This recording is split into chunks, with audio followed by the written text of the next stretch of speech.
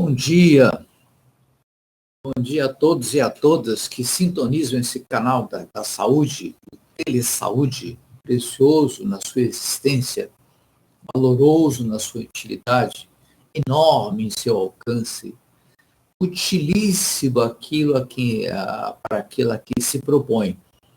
Bom dia a todos e a todas. Nosso tema de hoje, violência doméstica contra mulheres. Acho que já existe, algumas pessoas já estão ligadas, eu acho, né?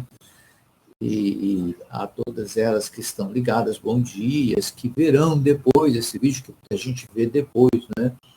A gente deseja que aproveite o máximo possível. Escolhemos o tema violência doméstica contra mulheres por causa de duas coisas.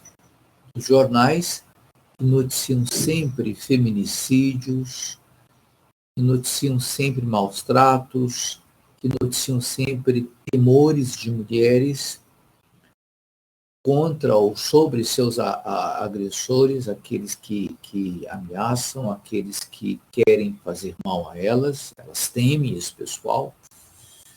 E também por causa da clínica, né? Na clínica, mais pessoas têm nos procurado por causa desse tema, o da violência doméstica contra mulheres.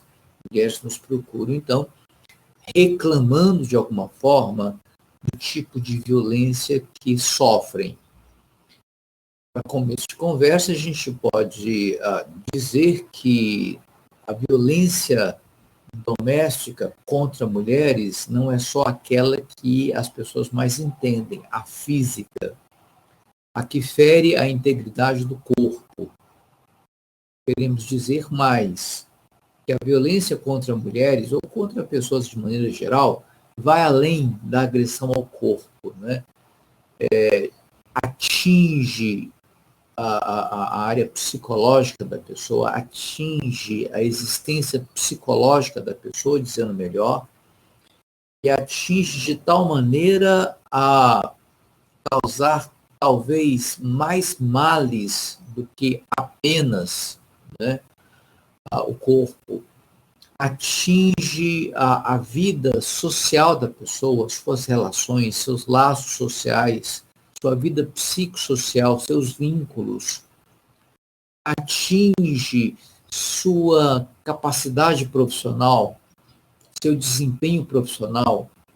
Atinge suas habilidades profissionais, que ficam bem diminuídas e bem prejudicadas, e muitas mulheres que são boas no seu trabalho, que desempenham bem as suas funções no trabalho, dentro de um quadro de violência contra elas, seja psicológico, seja físico, seja social, essas mulheres diminuem bastante a sua produtividade, diminuem bastante o emprego das suas habilidades profissionais e são muito, muito prejudicadas por isso.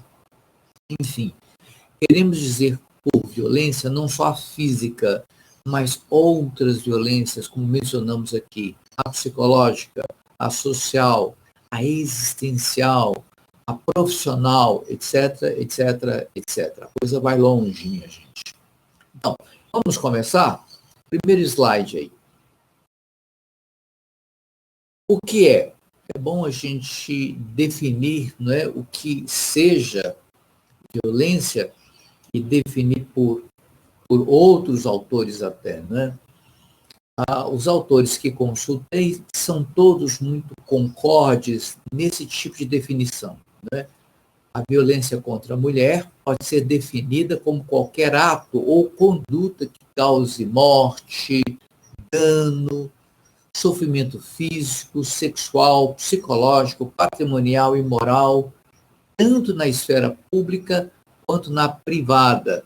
Isso está lá escrito na Lei 11.340 de 2006. Só ir lá nessa lei que você vai encontrar essas violências mencionadas e providências contra elas que se deve tomar antes que essas violências acontecerem, né? Um outro ponto, a gente define violência assim: é um fenômeno global e complexo associado, né, a violências físicas, sexual e psicológica, e que são muito recorrentes, têm episódios recorrentes, sobrepostos, né, e que coexistem. Então, você pode ter numa pessoa só a violência física, a psicológica, a sexual, a profissional, a social, a emocional e vai por aí adiante. Eu só acho que é um fenômeno complexo. São várias violências que coexistem no mesmo sujeito, sobrepostos esses fenômenos, né? E que acontecem de modo recorrente. A gente nem considera como violência um episódio só. Pode ser uma perda de controle, pode ser um ataque de loucura, pode ser um momento ruim na vida das pessoas, ou do casal, ou da relação entre pais e filhos. Pode ser um momento ruim, um momento só. A gente não considera. Mas quando a coisa fica recorrente, repetitiva, quando a coisa se traduz em episódios que não param, às vezes todo dia, às vezes toda semana. Quando eu estava lendo sobre o número das estatísticas, tinha lá duas classes. Violência praticada diretamente, comunicada por telefone, e violência praticada semanalmente. Olha só, qual é a diferença entre violência praticada semanalmente e violência praticada diariamente? Complicado, né? Vocês sabem que isso divide muito opiniões, né? Há pessoas que dizem, nas suas opiniões, né, que a mulher que apanha todo dia não tem vergonha na cara. Por que não vai embora? Porque gosta de apanhar. Mesma coisa dizem das mulheres que apanham semanalmente. Toda semana o marido toma a cachaça dele, vem para casa bêbado e bate na mulher, e insulta a mulher, e humilha a mulher. Por que fica? Então, nós estamos falando de um universo imenso, imenso, imenso mesmo, de mulheres, de homens e mulheres. Estamos falando de muita gente. Não são casos episódicos de um vizinho, outro vizinho, alguém ali, acolá. Não, nós estamos falando de um fenômeno amplo, que acontece no Brasil como um todo. Não sou novinho, já sou idoso. Mas me lembro que quando eu tinha 5 anos, e estava passando um tempo numa cidade do interior, lá na fronteira com o Maranhão, e eu ouvi à tarde gritos de uma mulher. E todo mundo ficou parado, quieto. E eu perguntei, que gritos são esses? E disseram, é o fulano que está batendo na mulher. Mas como está batendo nela? Está batendo nela com um facão. Por que ele faz isso? Deixa para lá, menino. Ele bate quase todo dia nela. Isso há muitos anos. Hoje continua a mesma coisa. Significa que através dos anos, um fator que dispara a violência doméstica e mulheres sendo churradas e crianças sendo espancadas, né, continuam do mesmo jeito. Não há modificação. É alguma coisa que falha na cultura, que se repete na cultura, que atravessa os anos. Como diz o Chico Buarque, parece que não tem governo, nem nunca terá. Não acredito nisso. Não acredito mesmo. A violência, por mais impulsiva que seja, pode ser controlada. Eu me lembro de um programa, esse dos BBBs, dos brothers, que ficam, né, internados numa casa, ali, privados da convivência com outras pessoas de fora, né? Eu me lembro que ali havia um rapaz tido e havido por violento em casa. Quebrava prato, ameaçava bater na mãe, aprontava todas violentamente. E esse rapaz, dentro da casa do BBB, era muito provocado e não batia em nada, não quebrava nada, ficava se segurando o tempo todo. Então perguntaram para ele, por que aqui você se segura? Ele disse, porque aqui eu tenho que ganhar meu dinheiro. Tem muita grana em jogo. Você acha que eu vou perder o controle com tanta coisa em jogo? Ora, ele era e é, talvez seja hoje, não conheço, não convivo, não conheço, não converso, nunca conversei, não sei como é que está hoje. Mas pode ser que esteja a mesma coisa. Então, pode-se dizer que esse rapaz era violento por um impulso incontrolável? Não. Quando tinha dinheiro na parada, ele se controlou legal. Então, essa violência que atravessa os tempos, os anos, as eras, essa violência ancestral, especialmente contra a mulher, é alguma coisa controlável.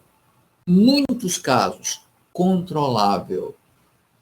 Se não há controle sobre, de maneira geral, tirando os casos de exceção, é claro, se não há controle, é porque há alguma coisa errada com a cultura. É isso aí que o segundo ponto está dizendo. No terceiro ponto, nós comentamos a violência psicológica contra mulheres, né? O texto diz que ela é, na sua frequência, naturalizada, difícil de identificar e de denunciar. Miguel, o que é uma prática naturalizada?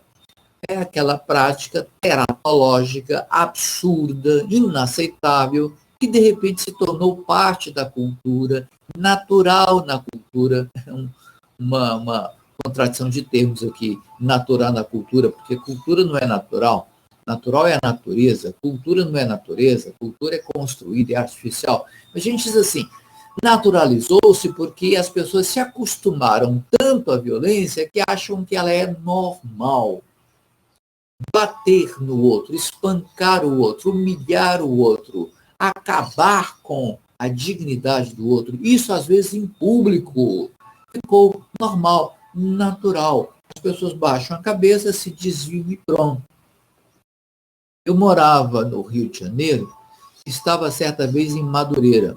Naquele tempo, Madureira era uma cidade já muito difícil, hoje talvez seja mais. E um amigo meu, um dentista, foi assaltado no meio de uma esquina movimentada, mãos ao alto, sujeito armado, né, apontando um 38 e pediu a ele tudo que ele tinha: carteira, dinheiro, relógio, celular, etc, etc, etc. E ele entregou, tremendo de medo. Quando conversamos depois, ele disse: Miguel, vou me mudar dessa cidade. Eu disse: por quê? Porque não é possível que tanta gente passando, dezenas de pessoas, vendo alguém assaltado, ache isso normal. Ninguém tomou providência. Isso acontece ainda hoje, menos talvez, mas acontece. As pessoas acharem violência natural. Há um ditado horrível, horrível, que diz assim: em briga de marido e mulher, ninguém mete a colher. Mas ele pode meter o sarrafo, ele pode meter o cabo de vassoura, ele pode meter o facão, ele pode meter o que tiver na mão para arrebentar a outra. Mas colher ninguém mete. Que coisa mais absurda, que coisa mais horrível. Briga que envolve injúria física, injúria psicológica, injúria moral, briga violenta com a humilhação terrível do outro, repetida, sobreposta com outras violências, a gente mete a colher sim, a gente denuncia sim, a gente fala contra sim, a gente não deixa. Agora, já me disseram, há mulheres que gostam. Eu tinha um amigo policial que estava passando por uma rua quando veio uma mulher gritando. E ela ficou atrás desse meu amigo, que é soldado da polícia militar. E esse meu amigo a protegeu porque à frente dele surgiu um homem armado com um cacete, porrete, que ele queria acabar com aquela mulher. e ela disse: me acode, me acode, me acode, não deixe ele me bater, não deixe ele me matar. E meu amigo policial, armado, puxou o revólver e apontou na direção do agressor. Quando ele fez isso, a mulher saiu de trás dele, pendurou-se na mão do meu tio, abaixando a arma deles. Pelo amor de Deus, não mate o meu marido. Pelo amor de Deus, não mate o meu marido. Meu tio contava isso dizendo: nunca mais acudo mulher nenhuma. Parece que não tem vergonha na cara. Meu tio era do interior, né? Não tinha, assim, grandes admirações por uma cultura mais complexa, vamos dizer assim, para dizer o mínimo. No entanto, aquela mulher estava defendendo a vida do marido. Ela não queria que uma violência que ela estava sofrendo fosse ponto de partida para uma violência maior, a morte do seu cônjuge, do seu esposo. Ela estava certa. Não mate meu marido. Não é caso para matar meu marido. Não é mesmo. Mas é caso para denunciar. É caso para dar um jeito de impedir que isso continue. É caso para a gente se importar, né? Porque a vida das mulheres importa, não é só a vida dos negros que importa, não. A vida das mulheres, a vida das crianças importam sim, importam muito. De sorte que não se pode aceitar com naturalidade violência de qualquer tipo sobre quem quer que seja, principalmente sobre a mulher. É melhor denunciar. No último ponto, nós dizemos assim, a guisa de definição, né? A violência também pode ser tipificada com base no espaço em que ocorreu, se é doméstica, se é pública, se é urbana, se é rural.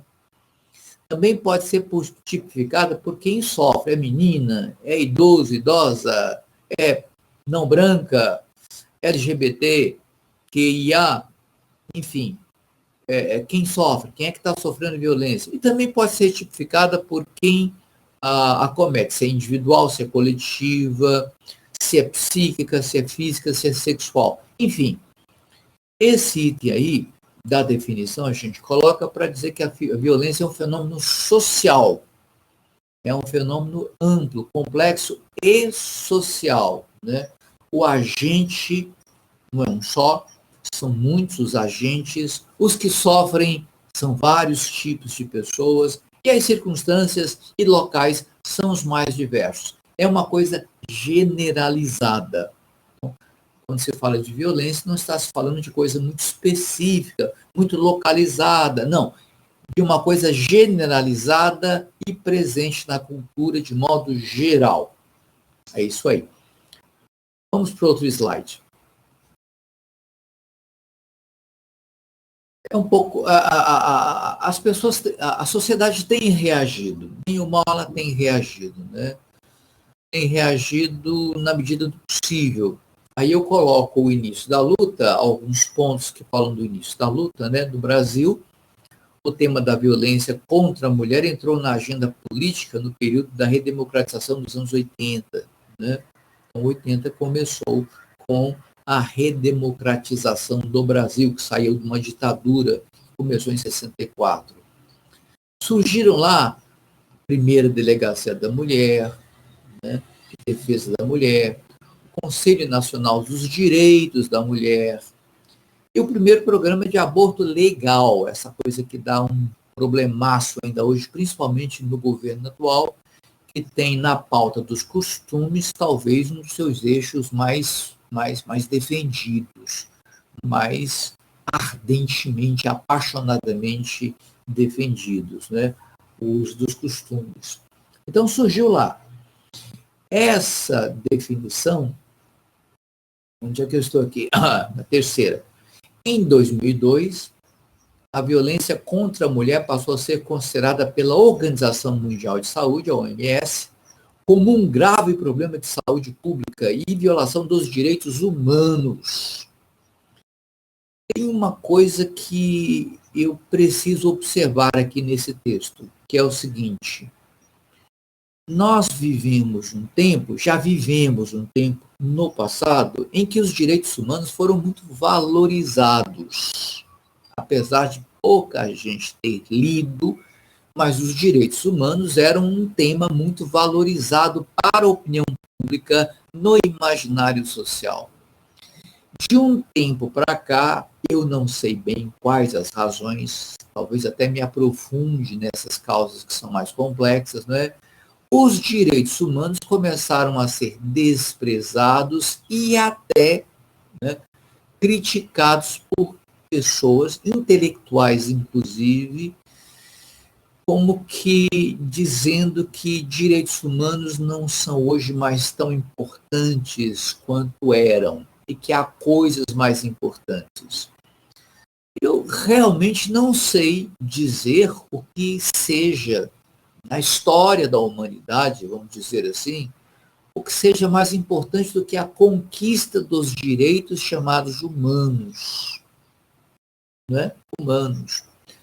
Eu lembro da história de um inglês que viajou para a Birmânia. Ele tinha um trabalho a fazer lá. E quando ele saiu nas ruas de uma das cidades da Birmânia para conhecer, viu alguém amarrado num tronco e sendo chicoteado, mas com violência tal que a disposição do agressor era de matar a pessoa. Ele vinha de uma sociedade mais desenvolvida, londrina, ele entrou no terreno, começou a conversar por intérprete com o que espancava, com o que chicoteava, e o agressor ficou muito abismado com aquilo, muito assustado, e diz assim: como? A vida desse homem aí me pertence. Eu faço dessa vida o que eu quiser. Se eu quiser que ela morra, eu a mato agora. Isso é meu direito. Isso é no século XIX. Mas ainda hoje, no XXI, nós encontramos pessoas que pensam do mesmo jeito. Por exemplo, fazendeiros que invadem na Amazônia uma aldeia indígena e eliminam com tiros, pancadas, o que tiverem na mão, revólveres, etc., né? E eliminam toda uma aldeia, porque essa aldeia está atrapalhando a expansão dos seus terrenos, tem a mesma mentalidade desse homem na Birmânia. Tem a mesma ideia sobre o outro. O outro não tem direito à vida. Certa vez, estava dando uma palestra a um grupo e falei sobre índios. E uma pessoa no meio disse assim: mas índio não tem alma. E eu fiquei meio constrangido, porque as pessoas todas olharam para aquele interlocutor com muito susto, assim, com um estranhamento total, porque o homem dizia: índio não tem alma. Mas no meu íntimo eu tentava entender que ele estava vindo de um tempo e de uma cultura onde isso era muito comum, o fato de um índio não ter alma. Sempre foi próprio de sociedades muito agressivas, sociedades muito colonizadoras, sociedades muito violentas. E quando querem essas sociedades suprimir um segmento social, um grupo, uma etnia, a primeira coisa que fazem é privarem aquelas pessoas a serem extintas de alma. Há uma peça de teatro muito importante que diz assim, o título dela, não é? Só o faraó tem alma. No Egito Antigo, só o faraó merecia aquele enterro colossal, porque só ele tinha alma. E as pessoas que queriam ir para o céu egípcio tinham que ser enterradas vivas como faraó, diz a peça. O fato é que muita gente ainda pensa assim hoje. Destitui índios, destitui negros, destitui pobres, destitui minorias, não é? De alma para podê-las matar, como se fossem animais, não têm alma, não merecem morrer, e se morrer não farão falta. Agora, de maneira indireta, sem dizer isso, muita gente faz isso com mulher. Aliás, até meados do século XX, né, até a ditadura de Getúlio Vargas, né, uns 30 mais ou menos, né, pouco antes da Segunda Guerra e também durante a Segunda Guerra, tempo das ditaduras guerreiras, né, as mulheres eram como crianças, eram destituídas de juízo, eram destituídas de raciocínio, eram destituídas de autonomia, porque não tinham juízo, então não tinham autonomia, eram destituídas de independência, porque não tinham juízo, não tinham raciocínio, não eram racionais, então para que independência? E há muitas histórias até escritas de homens que, quando suas mulheres resistiam à sua vontade, ameaçavam colocá-las no hospício, internadas para sempre no hospício.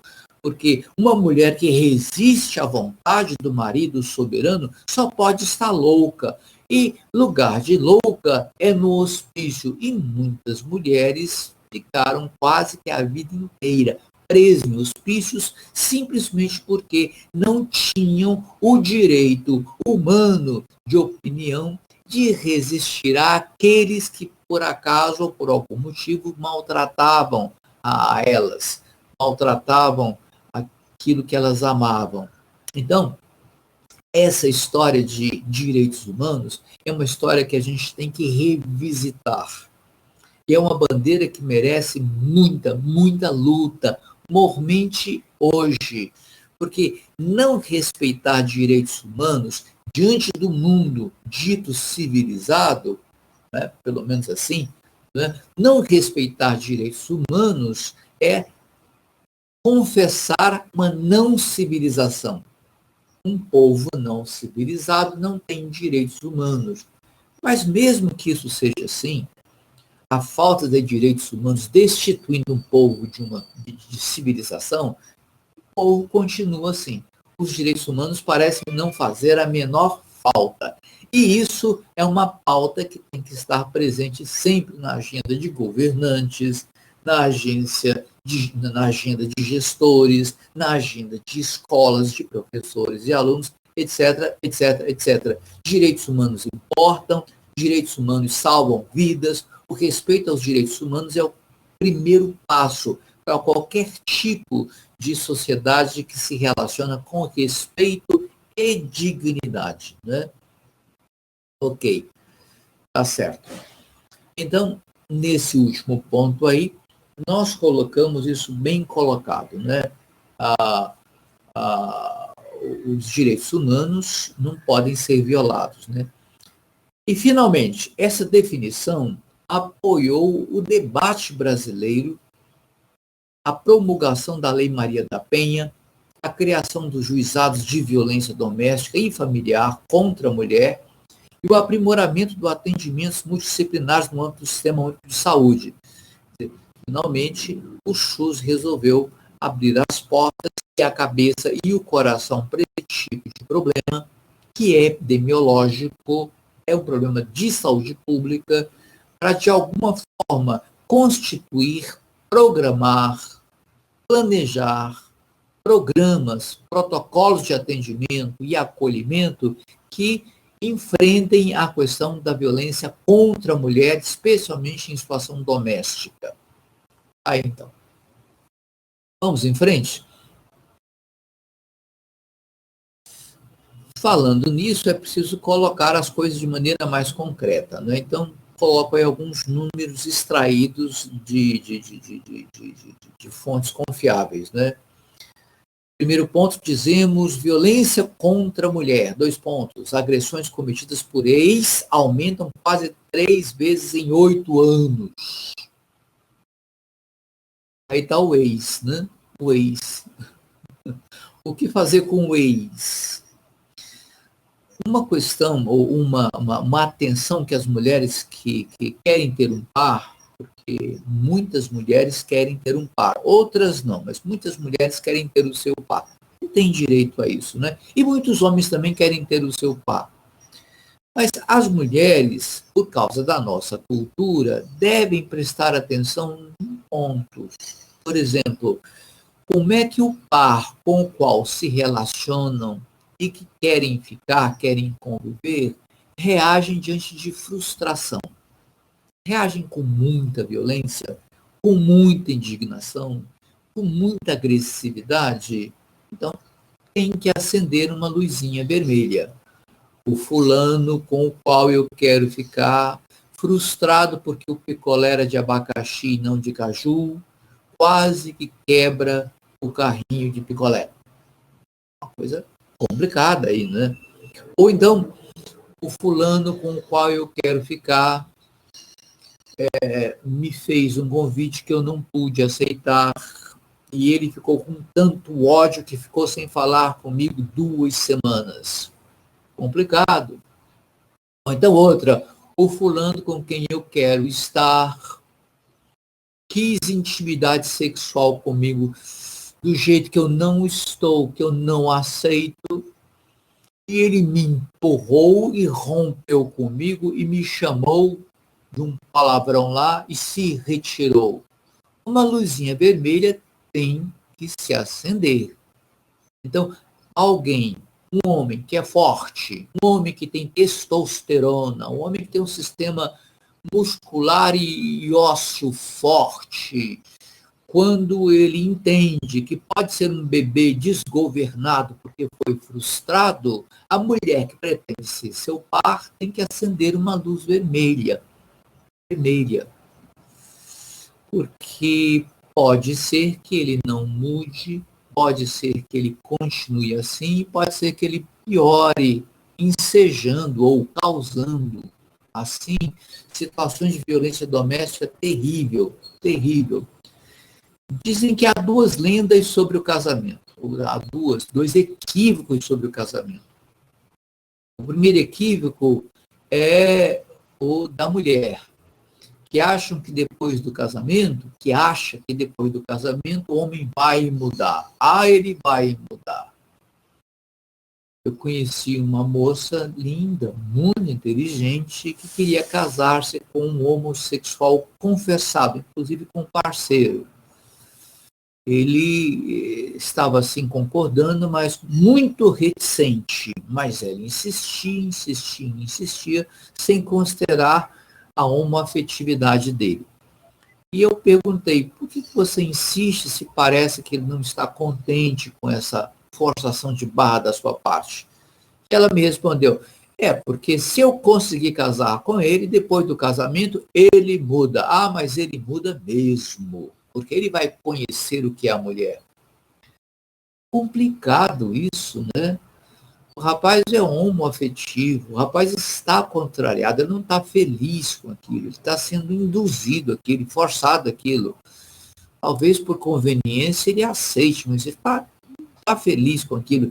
E ela insistindo, porque acredita que estando com ela, uma verdadeira mulher, ele vai deixar a homoafetividade dele. E quem diz que ele tem que deixar? Complicado. Então, há certas situações que as mulheres têm que ficar mais espertas, deixarem acender uma luzinha vermelha e começarem a pensar. Coloca a cabeça no travesseiro e começa a pensar se isso pode ser assim mesmo, quais são as consequências disso, etc, etc. Porque em 8 anos, diz a fonte, a violência dos ex aumentou quase 3 vezes. É muito pouco tempo, se considera uma cultura. O segundo ponto, o percentual de mulheres agredidas por ex-companheiros subiu de 13% para 37% entre 2011 e 2019. 37%, quase 40%, que é quase 50%. Então, a coisa aumentou muito. E o texto diz, incluindo situações em que os agressores eram ex-maridos e também ex-namorados no momento do ataque. E esses números representam um aumento de 284% desses casos. Olha só, 284% é quase 300%. Quer dizer, é muito para a mulher suportar, como tem suportado, sem reagir. Por fim, eu digo dos dados, né? Esses são dados da 8ª edição da Pesquisa Nacional sobre Violência Doméstica e Familiar contra a Mulher, realizada pelo Instituto de Pesquisa Data Senado, em parceria com o Observatório da Mulher contra a Violência. Então, são dados fidedignos, são dados que a gente pode, de fato, confiar. Então, olhem os números. Providenciem uma luz vermelha, que vocês possam acreditar. Né? E diante dessa luz vermelha, atenção, cuidado, prossegue, estuda mais, regride, retorna, né? Volta à situação inicial, rejeita. O que vai fazer? Alguma coisa deve dizer esses sinais, esses números. Né? Próximo slide. Bem, chegamos às causas, que é a coisa mais complicada que tem. De maneira geral, eu concordo com esses pesquisadores da JUS Brasil. Né? Eles disseram mais ou menos isso. Eu fiz uma interpretação para deixar mais fácil aqui para a leitura. Né? As causas mais encontradas são uso e abuso de álcool e outras drogas. Muito comum mesmo. Significa, então, que o álcool e a droga, substâncias psicoativas, são a causa direta? Eu acho que não. Porque senão todos os que bebessem até embriaguez ou cheirassem cocaína até ficarem doidões, a primeira coisa que fariam é procurar uma mulher para bater, principalmente as de casa. Mas não é bem assim. O que nós estamos querendo dizer é que existe uma disposição interna do agressor, um desejo contido, né? Uma vontade reprimida, dizendo melhor, e que na presença de agentes químicos liberalizadores da conduta agressiva, a agressão acontece. Então, o álcool e as drogas apenas liberam aquilo que estava presente, aquilo que já estava no coração, já estava dentro da pessoa, como disposição, como vontade, como impulso, se eu posso dizer assim, né? Tomou álcool, tomou drogas, ou ingeriu drogas, ou injetou drogas, ou cheirou drogas, seja lá o que for, essa coisa reprimida cessa e a agressão latente explode. É isso que esse primeiro ponto quer dizer. Segunda causa, tensões familiares causadas por desemprego, dificuldades financeiras, inadimplência prolongada também podem provocar, né, esse estresse, essa tensão, agressões violentas contra mulheres. Mas é preciso que a gente chame atenção para um detalhe aí. Há sempre um gatilho. Né? A situação geral é a dificuldade enfrentada, seja financeira, seja por dívidas, seja pelo que for, doença, seja pelo que for. Mas há sempre um gatilho. E mulheres mais sábias, né, sabendo que a pessoa não está no seu normal, não está na sua saúde mental de equilíbrio, então toma cuidado com gatilhos para que isso não aconteça. Mas essas situações que acontecem por causa de um gatilho, numa circunstância de exceção, não é bem um problema. Como eu disse lá atrás, o problema é quando essas tensões, desemprego, dificuldade financeira, inadimplência, etc., servem como uma espécie de pretexto para que a violência latente se acumule, seja repetida, seja sobreposta em muitas violências e não cesse. E aí nós não entendemos. Alguém pode perder a cabeça em algum momento? É violência? É violência. A mulher pode denunciar? Pode. Mas a delegada ou o delegado que ouvirem isso vão recomendar muito fortemente que o sujeito não faça mais isso. Ele não vai fazer porque é circunstancial. Mas aquele pessoal, aquele pessoal que costuma repetir sempre várias violências, não tem bronca que dê jeito. Algum tempo atrás, as mulheres iam até a delegacia, davam sua queixa da violência recebida, iam para casa, sofriam ameaças e pressões da parte dos seus companheiros, forçando-as a voltar à delegacia e retirar a queixa. Hoje isso não é mais possível conforme a lei. A pessoa tem uma queixa, a queixa não pode ser mais retirada. E é dever da lei, é dever dos agentes da lei ficarem de olho naquele que praticou violência costumeira, frequente, contra seu par. Né? Terceiro ponto, são causas também consideradas transtornos mentais com alteração de conduta, humor e da sexualidade.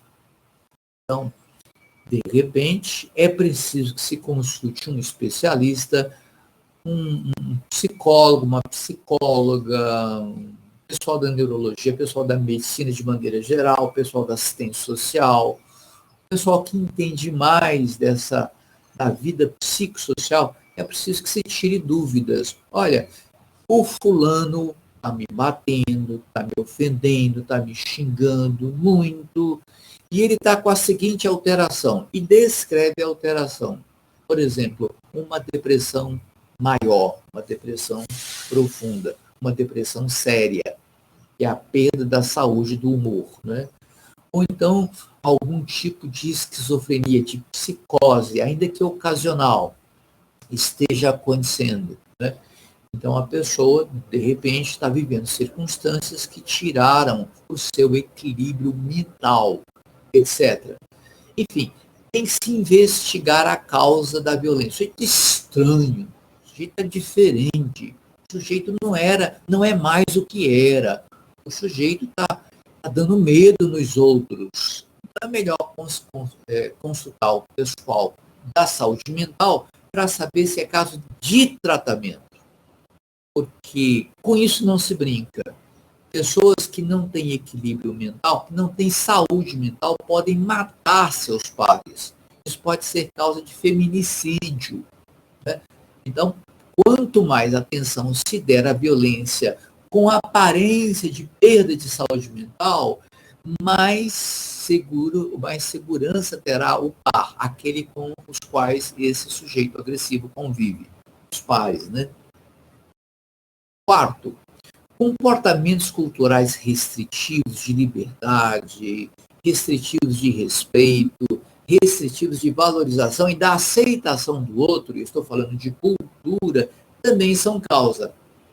Então, alguém foi criado num meio violento, casa-se e vai reproduzir a violência. Alguém que, sendo criança, foi criada, desenvolveu-se num meio em que havia muito agressores, e ela apanhou muito, foi muito surrada, maltratada, humilhada, excluída, todo tipo de agressão. Essa pessoa internalizou, essa pessoa identificou-se, colocou essa violência dentro de si e agora a reproduz. Isso é um comportamento cultural. A pessoa não é assim por estrutura, a pessoa não é assim porque nasceu assim, a pessoa não é assim por uma psicopatia, por exemplo, mas a pessoa tornou-se assim por uma questão cultural. Isso pode ser esclarecido, contornado, corrigido, ainda que leve um pouco de tempo, mas se é cultural, pode ser alvo de correção. Né? Mas, enfim, comportamentos restritivos são uma preocupação e são causa, sim, de violência doméstica contra a mulher. Muitas mulheres estão, nesse momento, trancadas em casa, porque o marido trancou-as e foi trabalhar. E só vai soltá-la quando voltar. Aí abre as portas para a pessoa ter liberdade de sair. Eu conversei com uma senhora que ficava 8 horas por dia, 10 horas por dia trancada, porque o marido queria assim, era a lei dele. E ela disse que já estava acostumada, ele pôs televisão em casa, deixava a geladeira cheia, ele atendia o telefone, ele conversava com ela, mas a porta estava trancada. Então, porque ela tinha conforto doméstico, não se importou com a restrição. E nós dizemos aqui, restrição de liberdades, principalmente essa de ir, fere os direitos humanos. E quem faz isso, ainda que dê Coca-Cola, balinha, bala de goma, guaraná, chocolate, o que for, escambau, quem faz isso está agindo cruelmente, de maneira agressiva, de maneira desumana. Uma outra causa são os ciúmes patológicos e as compulsões destrutivas, né? Ninguém brinca com ciúme patológico. Isso é questão de saúde mental e severa. Ciúme patológico pode chegar a um tal ponto de eliminar aquela pessoa a quem o ciúme é dirigido, ou por causa de quem o ciúme existe. A pessoa, para se livrar da angústia do ciúme, elimina o outro para ver se tem paz. Conversei com um homem que tinha eliminado a sua mulher. Eliminado de maneira muito violenta, que não fala, não vale a pena aqui repetir as circunstâncias. O Chito fez isso. E eu perguntei, como é que o senhor se sente depois de ter feito o que fez? E ele respondeu calmamente, de um lado eu estou muito triste, porque a fulana morreu, eu matei, eu estou muito desconsolado, não sei o que vai ser da minha vida, eu sei que daqui por diante vai ser mais difícil, mas por outro estou muito aliviado, porque eu estava enlouquecendo de ciúme pelo modo como ela conversava com os outros, o modo como ela tratava os outros quem? A família dela. Quando ela começava a conversar com o pai, com os irmãos, com as irmãs, solta, alegre, feliz, e não fazia isso comigo, eu achava demais. Meu ciúme foi me matando. Para não morrer de ciúme, eu preferi eliminá-la. Então, mulheres, tomem cuidado com ciúmes patológicos que têm um conteúdo destrutivo. Chuta o gato, chuta o cachorro, quebra a geladeira, joga a cadeira em cima do sofá, bate a porta do quarto. Compulsões destrutivas, né? E junto com os ciúmes patológicos são preocupantes, para dizer o mínimo. Então, essas causas aí estão nessa pesquisa feita por esse instituto, há um autor, né? E a gente concorda, porque na clínica a gente vê isso demais. A maioria dos motivos estão ligados a esses 5 pontos, né? Esses 5 pontos são muito repetitivos como causas de violência doméstica contra mulheres. Tem mais? Acho que tem mais um slide. Fazer, né? Eu termino com esse slide. E o que eu estou dizendo aí parece clichê, mas não é. É simplesmente o desejo de que isso seja feito. Porque se fala muito e se faz pouco. Primeiro, em primeiríssimo lugar, a opinião de um educador, porque eu também sou educador, né? Nós temos que investir em educação, do fundamental à universidade. Educação. Há pessoas, ou há casais que não criam crianças, criam crianças. Então, o menino foi se transformando numa criança. Cuidado que a onça cresce e essa onça pode machucar. Então, é preciso educação. A educação é uma força muito interessante, positiva, boa e poderosa na transformação de condutas, na transformação de comportamentos, na transformação de pensamentos. A neurociência diz que a educação transforma até a estrutura cerebral de uma pessoa. Creio nisso completamente. Há experimentos que mostram na ressonância magnética do cérebro configurados de um jeito antes da alfabetização e configurados de outro jeito depois da alfabetização. Isso quer dizer que a educação realmente funciona e realmente conta. Então, educação, isso deve merecer dos gestores, dos governantes, de educadores, de políticos, isso deve merecer toda a atenção. Educação. Infelizmente, o Brasil está numa bagunça danada, até para ensinar tabuada, quanto mais modos, né? Denunciar sempre parentes, vizinhos e as vítimas, né? Há telefone para isso, eu acho que é o 180, há telefones para isso, né? Então, sempre que parentes, vizinhos e as vítimas testemunharem por som ou por vista violência repetida, violência alarmante, violência indevida, e toda violência é indevida, né? Quanto mais as repetidas, então, denunciar, é preciso denunciar. Terceiro, reconsiderar e transformar de forma profunda o valor, o papel e a ética que qualquer sociedade deve desenvolver nos seus vínculos. Então, é um problema de habilidade social, habilidades psicossociais, aquelas coisinhas bonitinhas, né? Bom dia, boa tarde, boa noite, como é que o senhor está? Como é que você está? Como é que passou a noite? Como é que foi o seu dia? Quer desabafar? Né? Tudo isso que parece pouco e faz parte da pequena ética, que é a etiqueta. A etiqueta é a pequena ética. Quem aprende etiqueta, que é a pequena ética, pode desenvolver habilidades psicossociais interessantes para tratar os outros bem, né? Para valorizar, transformar, investir dignidade nos vínculos que possua. Cada amigo é um tesouro. A Bíblia diz que quem encontrou um amigo, encontrou um tesouro.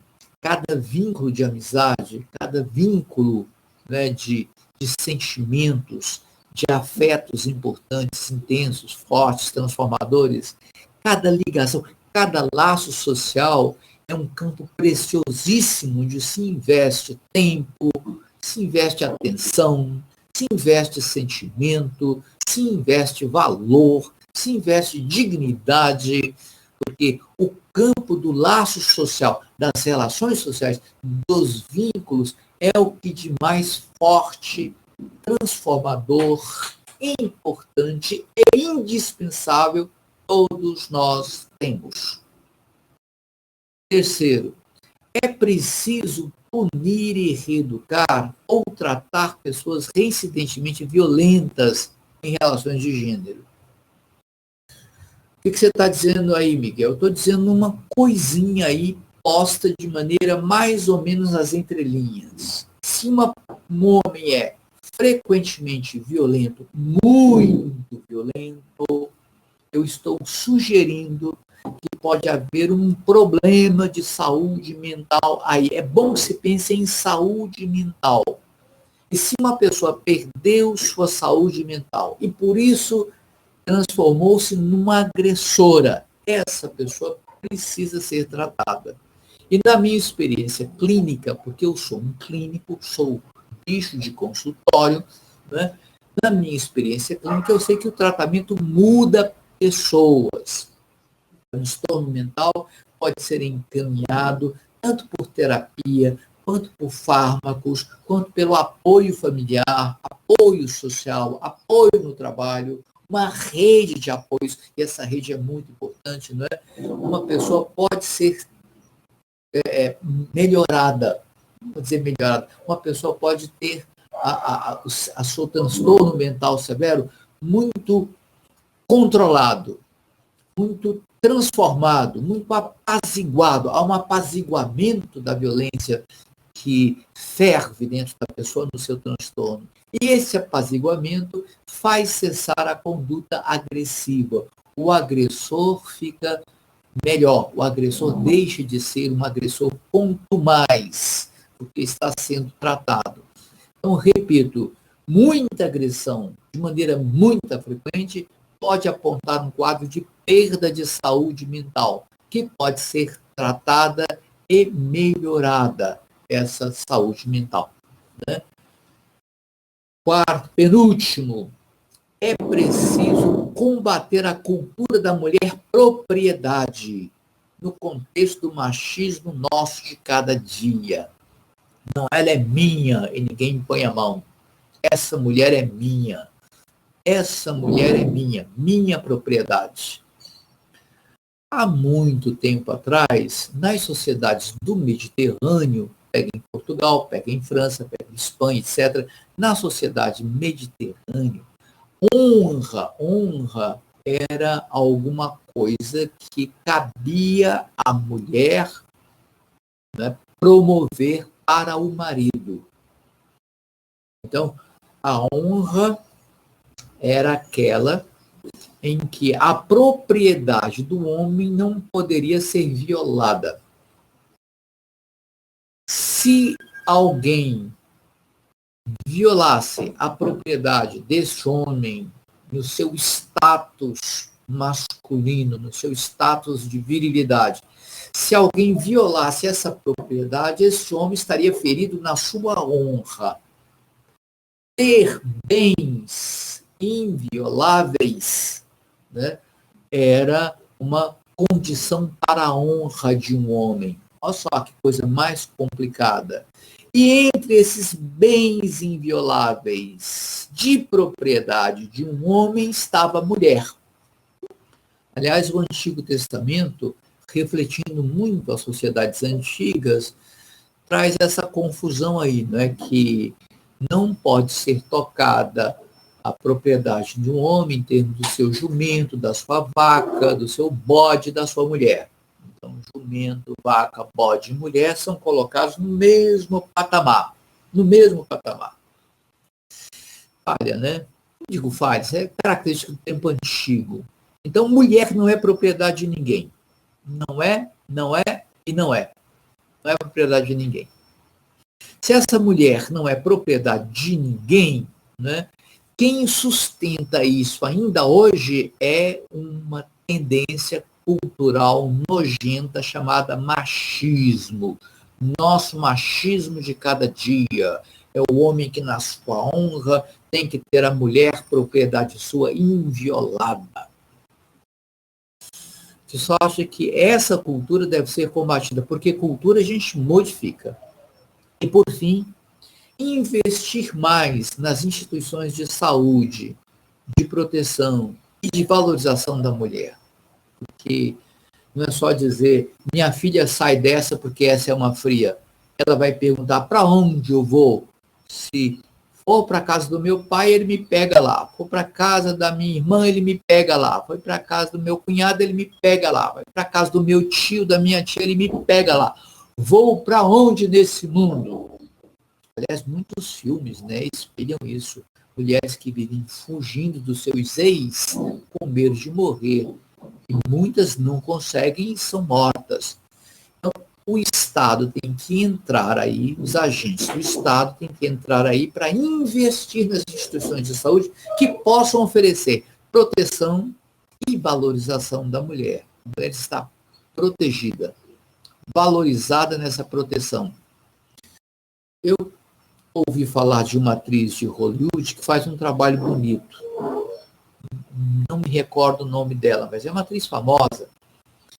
Então, ela investe no Oriente, Tailândia, me parece, ela investe no Oriente em abrigos para mulheres que são raptadas, são roubadas de casa e transformadas em prostitutas. É o velho tráfico de mulheres que no Oriente acontece muito. Então, a mulher, a moça, a adolescente, até a menina, são raptadas, levadas para um centro de prostituição. Então, essa organização, essa ONG dessa atriz norte-americana, então ela vai, intervém nos prostíbulos, descobre que mulher está ali constrangida, como escrava, tira a mulher de lá por força de lei e não leva para casa de volta, não, porque os seus pais e irmãos não aceitam uma mulher que foi desonrada. Olha só. Então, essa ONG investe em abrigos onde elas possam passar algum tempo aprendendo profissões, transformando a sua experiência existencial, né? Deixando para trás o passado, né? O apóstolo Paulo recomenda que há coisas que devem ser deixadas para trás. A gente deve prosseguir para um alvo bom, um alvo de fé até, mas um alvo bom.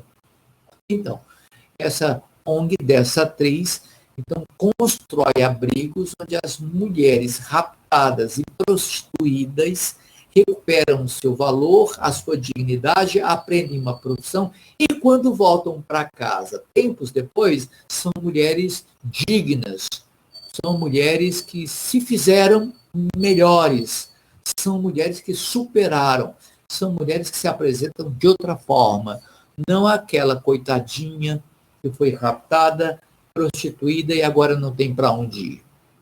Essa política é uma política universal e tem que ser respeitada. É preciso que se invista nas instituições de saúde, de proteção, de valorização da mulher. Isso é capital se nós queremos, de alguma forma, enfrentar a violência doméstica contra mulheres. Ok? 6 recomendações. Há muitas, mas eu preferi ficar nessas 6 para não estourar muito tempo e a paciência de vocês. Ok? É isso aí.